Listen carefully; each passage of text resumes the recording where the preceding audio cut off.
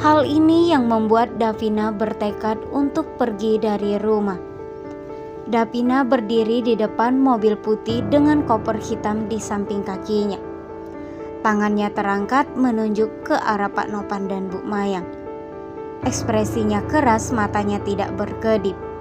Tidak ada suara yang keluar, tapi ketegangan di udara cukup membuat siapapun mengerti bahwa sesuatu yang besar baru saja pecah dan terjadi.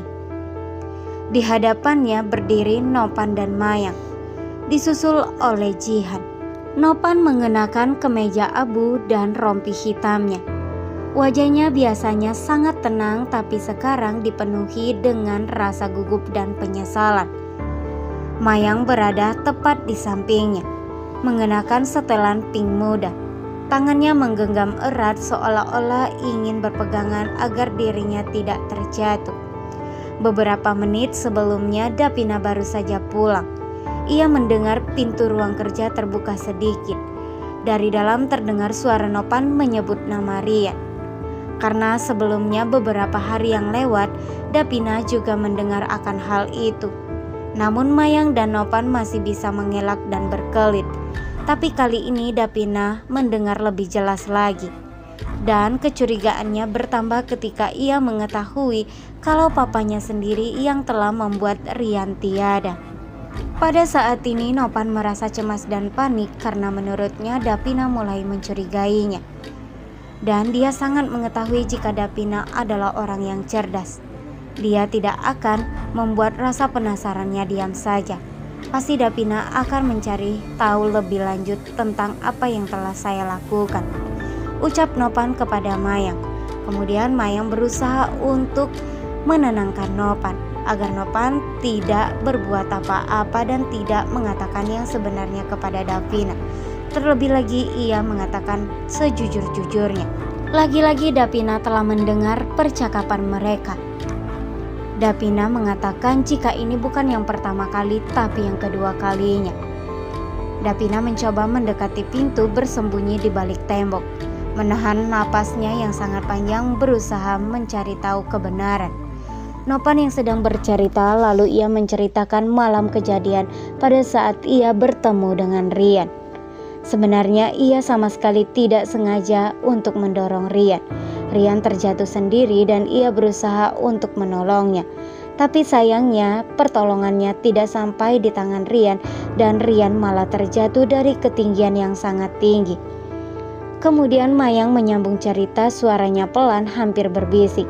Ia mengaku panik saat mendengar apa yang telah dikatakan oleh Nopan. Ia takut kehilangan segalanya.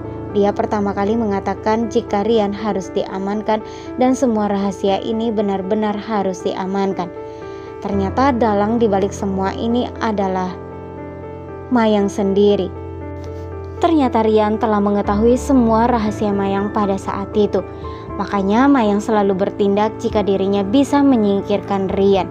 Dengan cara ia berusaha menghasut Pak Nopan agar Pak Nopan mengira jika Rian berselingkuh bersama rekan kerjanya. Dia melakukan semua itu agar Pak Nopan menyingkirkan Rian dengan tangannya sendiri. Dengan begitu menurut Mayang semua rahasianya akan aman-aman saja. Nopan lanjut mengatakan bahwa dia tidak pernah berniat untuk melakukan semua itu.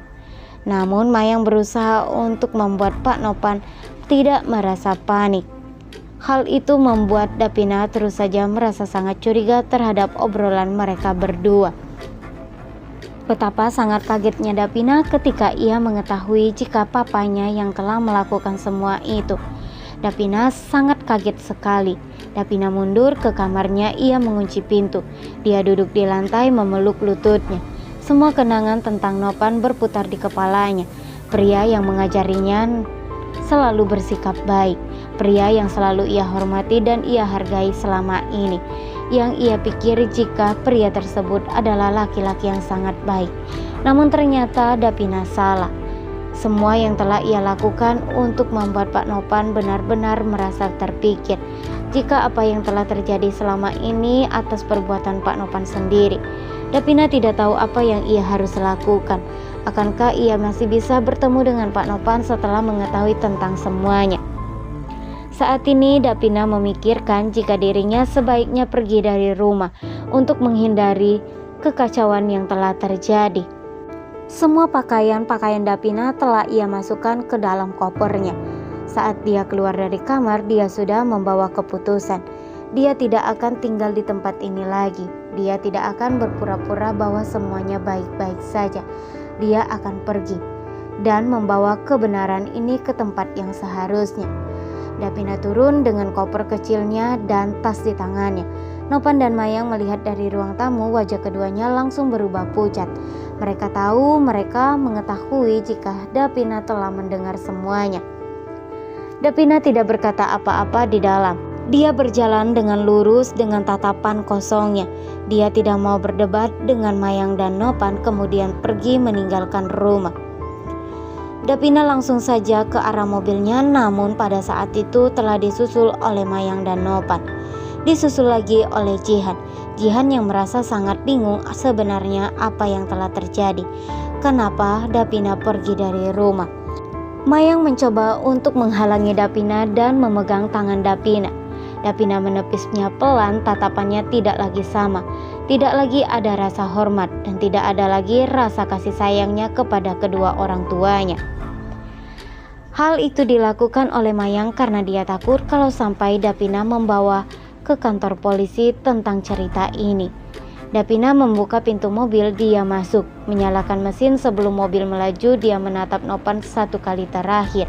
Tatapan itu cukup untuk membuat Nopan mundur selangkah. Mobil melaju pelan meninggalkan halaman. Koper hitam yang di bagasi adalah satu-satunya barang yang ia bawa dari tempat ini. Sisanya dia tinggalkan.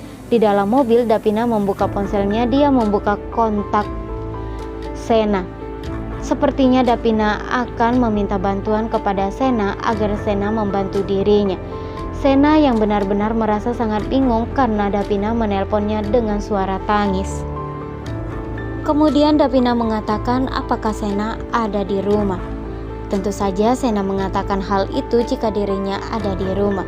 Davina langsung saja ke rumah Sena dan dia ingin sekali menceritakan tentang apa yang telah ia dengar barusan. Pastinya Sena akan merasa sangat kaget karena selama ini dia telah mencari-cari adiknya. Dan ternyata Davina akan menceritakan semuanya. Akankah kali ini Davina dan Sena akan memenjarakan Pak Nopan setelah mengetahui kebenaran ini? Karena menurut Davina, Rian juga harus mendapatkan keadilan.